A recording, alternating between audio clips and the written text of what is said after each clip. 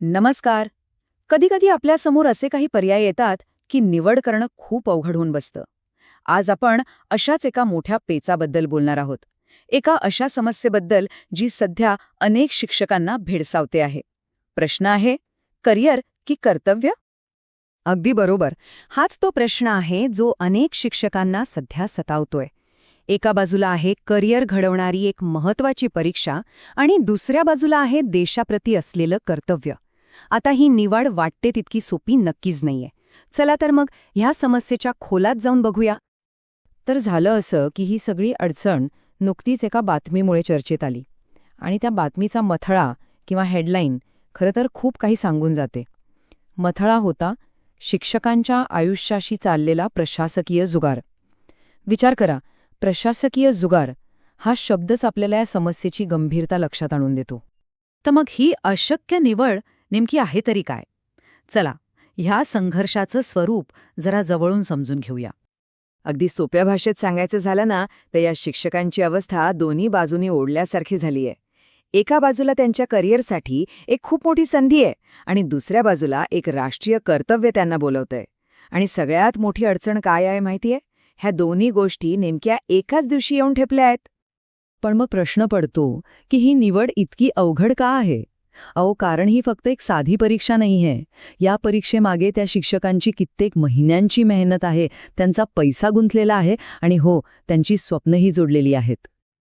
आता ज्यांना कदाचित माहीत नसेल त्यांच्यासाठी CTET म्हणजे सेंट्रल टीचर एलिजिबिलिटी टेस्ट ही एक नॅशनल लेव्हलची परीक्षा आहे, जी शिक्षक म्हणून नोकरी मिळवण्यासाठी किंवा प्रमोशनसाठी खूपच महत्त्वाची असते.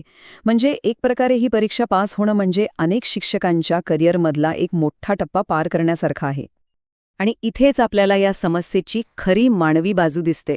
विचार करा, या शिक्षकांनी परीक्षेसाठी फक्त वेळच नाही तर पैसाही खर्च केलेला आहे. महिनोन्महिने अभ्यास केलाय.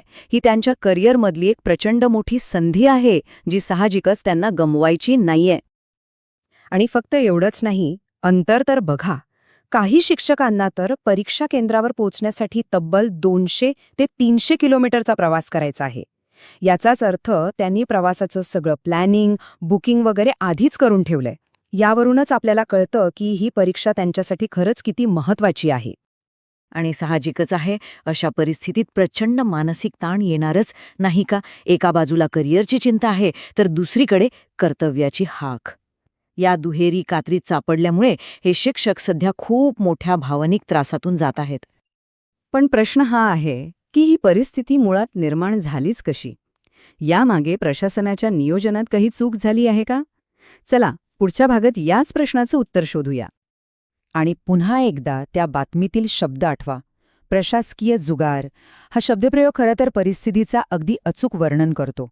याचा अर्थ सरळ आहे, प्रशासनाच्या नियोजनातल्या एका चुकीमुळे आज अनेक शिक्षकांचं संपूर्ण भविष्य पणाला लागले आहे.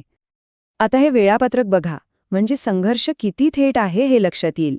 6 आणि 7 फेब्रुवारीला निवडणुकीचं ट्रेनिंग आहे, जे कंपल्सरी आहे. आणि त्याच दिवशी म्हणजे 7 फेब्रुवारीला CTETची परीक्षा आहे. आता सांगा, एकच व्यक्ती एकाच वेळी 2 वेगवेगळ्या ठिकाणी कशी काय हजर राहू शकते? हे शारीरिकदृष्ट्याच शक्य नाहीये.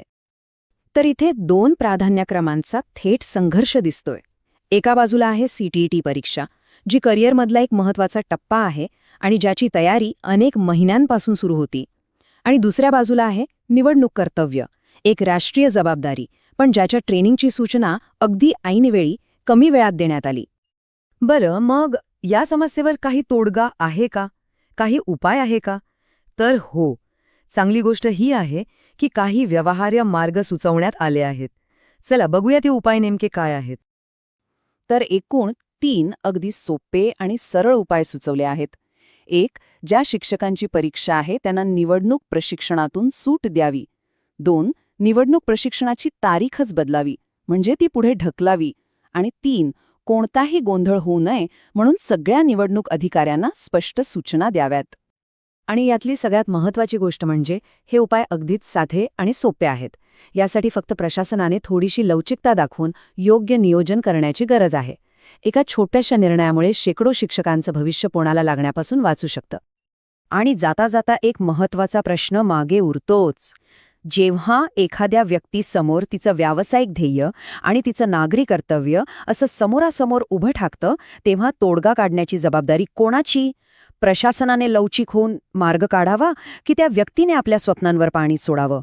हा एक असा प्रश्न आहे ज्यावर आपण सगळ्यांनीच विचार करायला हवा.